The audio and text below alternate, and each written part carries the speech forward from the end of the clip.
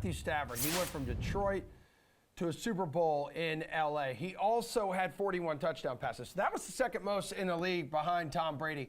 So this year in the DK Sportsbook, his passing touchdown total, 34.5. Is he easily going over this? Oh man, like the Rams are just an offense or a team this year that as good as they are and as good as Stafford was, do you really want to bet on Matthew Stafford, just going over this total? I don't know. It's not really one I want to hit. 34.5 it's a pretty big passing total for a quarterback, for any quarterback. But the Rams, they're going to get Cam Akers back. McVay, to his core, has kind of been someone who's been a little bit more balanced than he was last year. And I think you'll probably see that play out. So again, I don't want to bring up the injury thing after just saying, we have to, in the last segment, we need to worry about that with every quarterback. So I'm not going to do that. I could see a scenario where Stafford plays 16, 17 games. The Rams just run the ball a little bit more. They still have a good defense. And now they have a couple weaker teams in the division. I don't think this division is as strong as it was last year.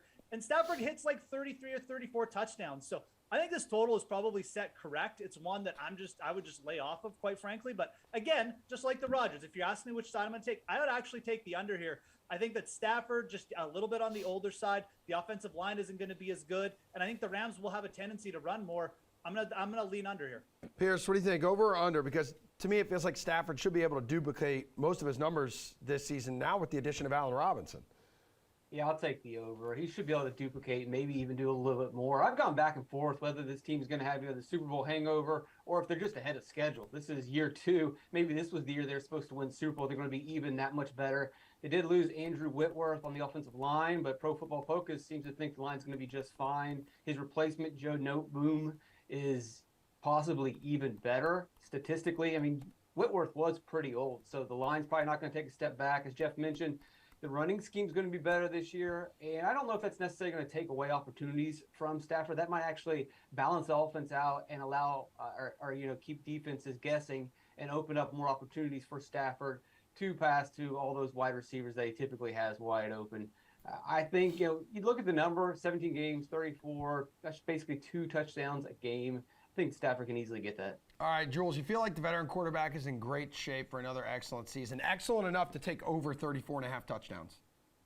I mean, he is in great shape for another excellent season. The question is he going to, have the health and the fortune, with his receiving core and his offensive line to get to 35? And I think it's going to be really close. If you gave me the choice that I had to bet this prop or the Rodgers prop, I would bet the under on the Rodgers prop before I would bet anything here.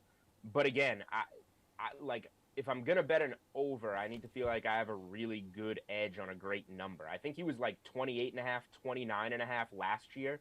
So now we have some inflation on the Super Bowl champs coming off a good year. So again, I can't possibly bring myself, to play an NFL over when the number is spot on. So this would be under or pass for me, and it's going to be a pass. Like I said, Rodgers stronger in my mind than this one. But if you're telling me I got to bet it, then I'm going under, but I don't want to.